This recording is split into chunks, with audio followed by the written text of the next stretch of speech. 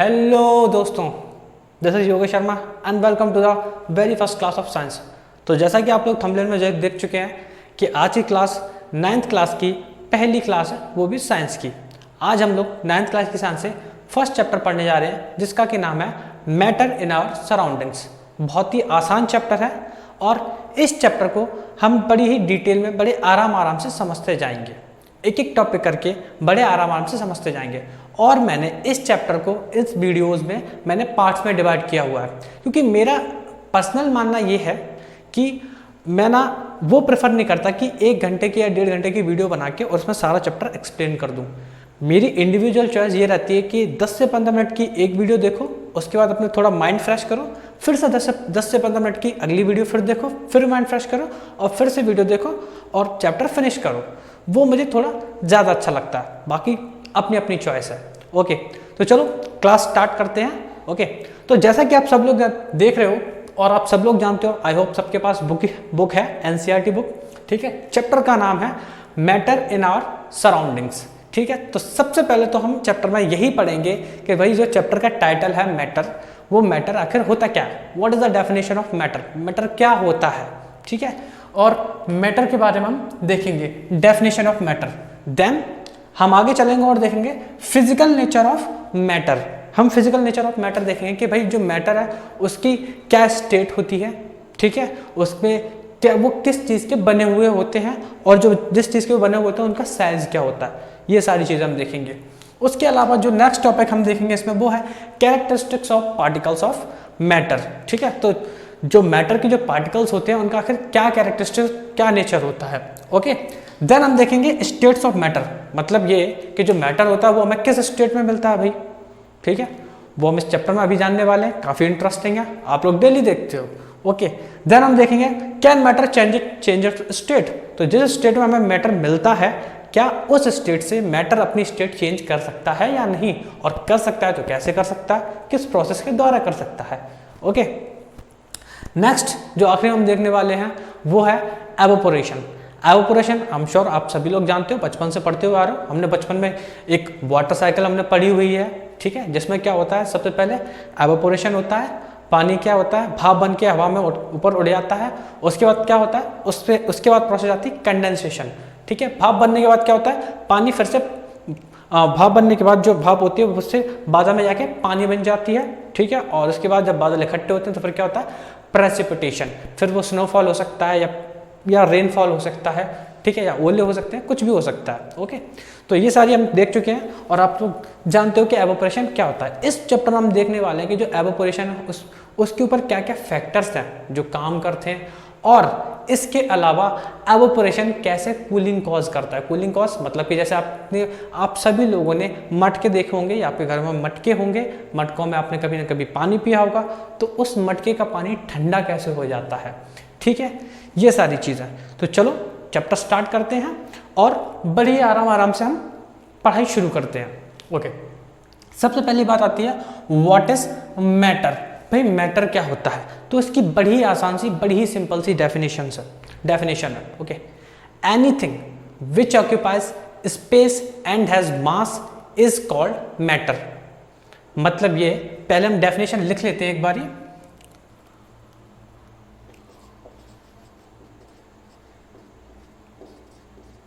Definition: anything which occupies space and has mass is called matter। ठीक है भाई, तो बड़ी आसान सी डेफिनेशन है। क्या लिखा है, anything which occupies space and has mass is called matter. मतलब ये कि हमारे आसपास, ठीक है, हम अपने आसपास जो कुछ भी देखते हैं या नहीं देख सकते हैं वो भी, ठीक है, हमारे आसपास जो कुछ भी है, और कंडीशन ये है कि उसमें कुछ ना कुछ उसका वजन होना चाहिए, साथ ही साथ वो कुछ ना कुछ स्पेस ऑक्यूपाई कर रही हो, तो वो मैटर है। जैसे कि टेबल, चेयर, ये बोर्ड, भाई कुछ ना कुछ इसका वजन है ना, टेबल चेयर का कुछ ना कुछ वजन होता है, साथ ही साथ कुछ ना कुछ ये स्पेस भी ऑक्यूपाई कर रहे होते हैं, तो ये मैटर है। जैसे कि ये मार्कर, ओके, जैसे कि इवन एयर भी मैटर है, ठीक है। क्यों? क्योंकि उसका कुछ ना कुछ वजन होता है, साथ ही साथ वो कुछ ना कुछ स्पेस भी ऑक्यूपाई करती है। कैसे? जैसे कि हमारे जो साइकिल के ट्यूब होते हैं, हमारी जो मोटरसाइकिल के जो टायर होते हैं, जब उनमें हम हवा भरते हैं, राइट, तो वो क्या करते हैं, वो ट्यूब का स्पेस जाके ऑक्यूपाई कर लेती है यार, ठीक है, तो वो स्पेस ऑक्यूपाई करती है, वो मैटर है। इवन क्लाउड्स, जो बादल होते हैं, वो भी मैटर है। इवन यहाँ तक कि जो रेत का छोटा सा कण होता है, ठीक है, सैंड पार्टिकल, वो भी मैटर है। क्यों? क्योंकि वो भले ही वो 0.001 मिलीमीटर स्पेस ऑक्यूपाई करे, बट स्पेस ऑक्यूपाई कर रहा है, और उसका भले ही कितना भी कम उसका वजन क्यों ना हो, बट उसका वजन है, ओके, तो वो क्या है, वो अपने आप में मैटर है। तो बात आती है भाई कि मैटर क्या नहीं है, कौन सी चीजें हैं जो मैटर नहीं है, लाइक फीलिंग्स, है ना, स्ट्रेस, एंग्जाइटी, है ना, लव, हेट। अब कुछ लोग बोलेंगे सर कि उसके दिल में आज भी मेरे लिए प्यार है ना, तो उसका मतलब क्या है कि मैंने उसके हार्ट में आज भी स्पेस ऑक्यूपाई कर रखी है। नहीं भाई, तुम्हारा हार्ट वाला मैटर अलग है और यहाँ साइंस वाला मैटर अलग है ना, तो उसको अलग रखना, ओके। तो ये हो गई हमारी मैटर की डेफिनेशन। आई होप आप सभी को समझ में आ गई होगी, ठीक है। चलो आगे चलते हैं और देखते हैं फिजिकल नेचर ऑफ मैटर। भाई जो मैटर है उसकी फिजिकल नेचर क्या होती है, तो देखो इसकी पहली जो बात है वो ये है,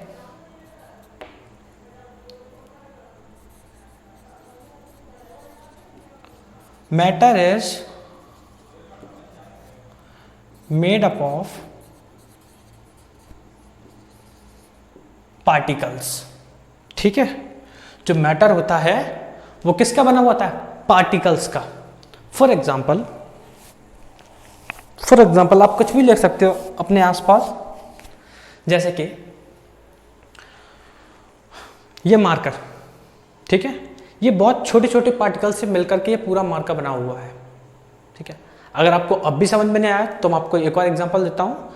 आप एक कोई पैनी चीज़ लो, कोई भी शार्प चीज़ ले सकते हो आप, ठीक है, जिसकी धार तेज हो, और एक लकड़ी लो या फिर लकड़ी की टेबल लो, उस पर थोड़ा सा घिसना शुरू करो, ठीक है। आप देखोगे कि वो जो लकड़ी है उसमें से कुछ पार्टिकल्स निकलने लग गए, है ना, कुछ धूल टाइप वहाँ देखना इकट्ठी हो जाएगी धूल, और उससे लकड़ी के छोटे छोटे आपको पार्टिकल्स दिखेंगे, वही पार्टिकल्स हैं। उन्हीं पार्टिकल से मिलकर वो क्या लकड़ी बनी हुई है, और उस लकड़ी से वो टेबल बनी हुई है, वो चेयर बनी हुई है, ठीक है, वही पार्टिकल्स होते हैं। तो क्या matter is made up of particles. कोई भी चीज़ है, कुछ भी है जो मैटर है वो पार्टिकल से बना हुआ है। इवन ये बोर्ड किससे बना हुआ भाई, छोटे छोटे पार्टिकल से। चेयर, अगर प्लास्टिक की चेयर है तो क्या प्लास्टिक के छोटे छोटे पार्टिकल से चेयर बनी हुई है, राइट। तो ये हो गया हमारा क्या, matter is made up of particles.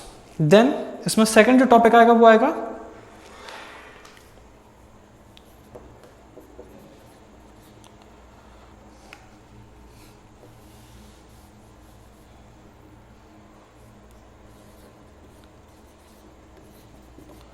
Size of particles, ठीक है, कि मतलब ये मैटर के जो पार्टिकल्स होते हैं उनका साइज क्या होता है, आखिर उनका साइज क्या होता है। तो जाहिर सी बात है, अभी मैंने ये बोला कि जो कोई भी मैटर है, सपोज दैट ये मार्कर है, ये बहुत छोटे छोटे पार्टिकल से मिलकर बना हुआ है। जाहिर सी बात है, तभी तो हम नहीं देख पा रहे इसके पार्टिकल्स। क्या आप उस टेबल के जो छोटे छोटे पार्टिकल्स हैं उनको देख सकते हो? नहीं, आप तो पूरा एक मैटर देख रहे हो जो कि एक टेबल के फॉर्म में है, पूरा मैटर है, राइट। उसके पार्टिकल्स नहीं देख रहे हो आप, है ना। I hope I am making sense, है ना। तो क्या है कि आप उस पूरे टेबल को देख रहे हो, पार्टिकल्स को नहीं देख रहे हो, है ना। तो साइज ऑफ पार्टिकल्स जो होता है वो बहुत ज़्यादा छोटा होता है, जिन्हें आप अपनी नेकेड आई से नहीं देख सकते, ठीक है। तो बात समझ में आ रही होगी, ओके। चलो आगे चलते हैं। आगे जो हमारा टॉपिक है वो आता है हमारा characteristics of particles of matter. भाई जो मैटर के जो पार्टिकल्स होते हैं उनके क्या क्या कैरेक्टरिस्टिक्स होते हैं।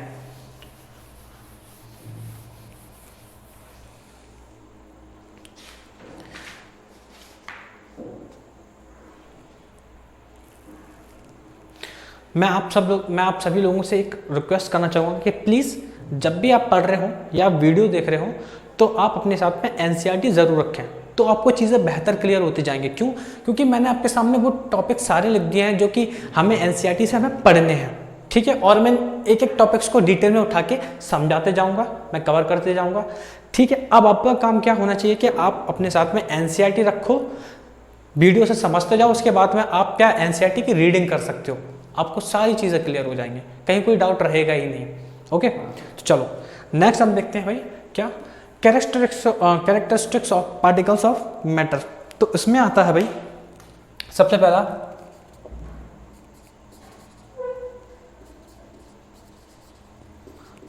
Particles of matter have space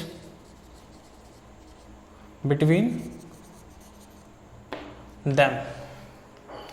इसका मतलब ये है कि जो मैटर के जो पार्टिकल्स होते हैं उनके बीच में स्पेस होता है। अब ये आप कैसे प्रूफ किया जाए, आपको कैसे पता लगेगा कि जो मैटर के जो पार्टिकल्स हैं उनके बीच में स्पेस होता है? भाई ये बताओ, ये जो बोर्ड के जो पार्टिकल्स हैं क्या इनके बीच में स्पेस है? क्या इनके बीच में स्पेस है? अब इसका आंसर आपको आगे मिलेगा, या हो सकता है आपको आगे आने वाली वीडियो में मिलेगा, इसके लिए तो आपको थोड़ा सा वेट करना होगा, ठीक है। मैं आपको एक एक्टिविटी करने के लिए देता हूँ, या आई एम श्योर आप डेली घर में एक्टिविटी खुद ही करते हो, क्योंकि गर्मियों का मौसम चल रहा है और मैं भी पसीना पोंछते जा रहा हूँ। और इस गर्मियों के मौसम में जब दोपहर में धूप में आओ और उसके बाद थोड़ी सी राहत मिले, उसके बाद एक नींबू की शिकंजी, एक गिलास नींबू की शिकंजी पीने का मज़ा ही कुछ और है ना। आई एम श्योर आप सभी लोगों ने नींबू की शिकंजी बनाई होगी और पी होगी। अब आपको करना क्या है, ठीक है, एक गिलास पानी लो, या आप जितने भी बर्तन में पानी लेना चाहो, आप जितने भी गिलास शिकंजी बनाना चाहो वो आपकी इच्छा है। आपको उसमें क्या करना है, आपको उसमें नमक डालना है और आपको उसमें शक्कर डालना है, चीनी डालना है, ठीक है। और आप उसको चलाते जाओ, ठीक है, चलाते जाओ। थोड़ी देर बाद आप देखोगे कि वो गायब हो गए। वो कहाँ गए?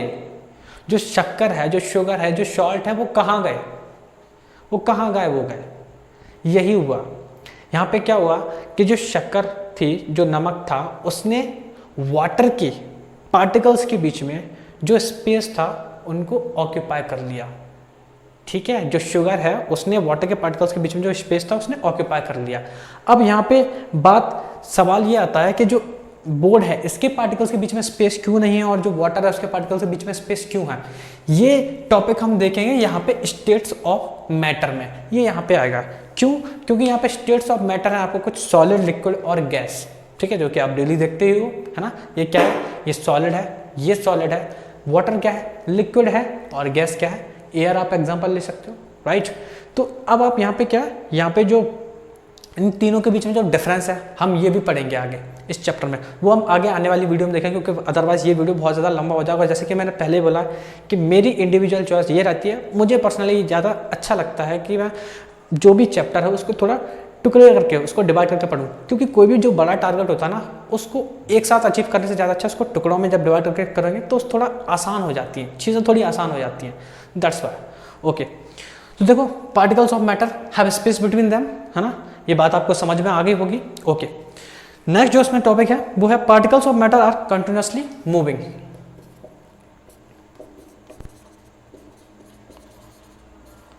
Particles of matter are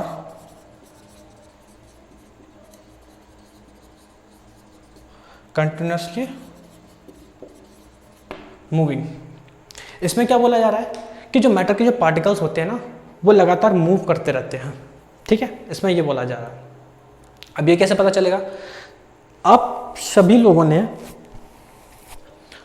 Tyndall effect देखा होगा। जैसे कि आपने क्या देखा होगा कि एक कमरा है जिसमें कि थोड़ा अंधेरा है, जिसमें रोशनी नहीं आ रही, लेकिन उसमें कहीं से विंडो से या फिर कहीं जो गेट है उसमें कहीं पे थोड़ा सा स्पेस है, वहाँ से सनलाइट आ रही है या फिर लाइट आ रही है, तो आप देखोगे उस लाइट में आपको कुछ पार्टिकल्स, आपको ये धूल के जो पार्टिकल्स हैं वो आपको डांस करते हुए दिख जाएंगे, ठीक है, जिगजैग मोशन में आपको दिख जाएंगे वो, ठीक है, डांस करते हुए दिख जाएंगे। तो वो क्या है? वो मूव कर रहे होते हैं लगातार, आप देख रहे हो वो मूव कर रहे हैं, राइट। इसके अलावा मैं आपको और एग्जाम्पल देता हूँ एक और। आप सभी लोगों ने कभी ना कभी पानी उबाला होगा, ठीक है। पानी उबालने में क्या होता है कि आपने किसी भी बर्तन में पानी को रखा और आपने क्या किया, उसको हीट करना स्टार्ट कर दिया। अब वो जब हीट हो रहा है ना, तो आप देख रहे हो कि हीट तो उसको जो नीचे वाला पानी का हिस्सा उसको मिल रही है, तो ऊपर वाले पानी का हिस्सा कैसे गर्म हुआ भाई, कैसे गर्म हुआ। या फिर ये भी हटाओ, जो आपने कभी कुछ लोहे का, आपने कोई भी आप यूटेंसिल ले सकते हो या कुछ भी ले सकते हो, एक रॉड ले सकते हो, उसको आप आग पे लगाओ और आप देखोगे कि कुछ देर बाद आपको जहाँ आपने लोहे की रॉड पकड़ी हुई है ना, वहाँ पे भी आपको गर्म गर्म फील होने लगेगा। क्यों? क्योंकि उसके जो पार्टिकल्स हैं ना वो मूव कर रहे हैं लगातार, और उसके जो गर्म पार्टिकल्स जो हो चुके हैं, जो हीट वाली साइड है, जो फायर वाली साइड, जो उसके पार्टिकल्स हैं वो मूव करके कहाँ आगे की तरफ आ चुके हैं। तो ये था हमारा दूसरा इसका जो टॉपिक था, वो क्या, particles of matter are continuously moving. The next है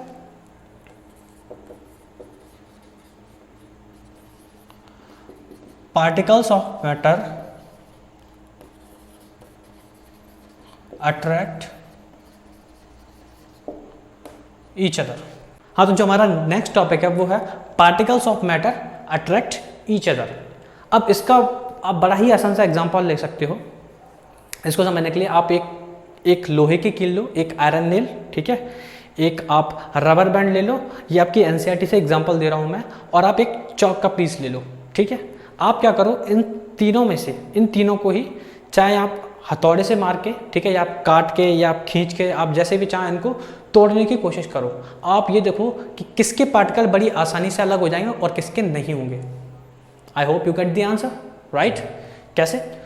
चौक के पार्टिकल्स आप हथौड़ा मारोगे बड़ी आसानी से चूर चूर हो जाएंगे, ठीक है। रबर बैंड को आप खींचोगे टूट जाएगी, एक लिमिट के बाद क्या होगी, टूट जाएगी।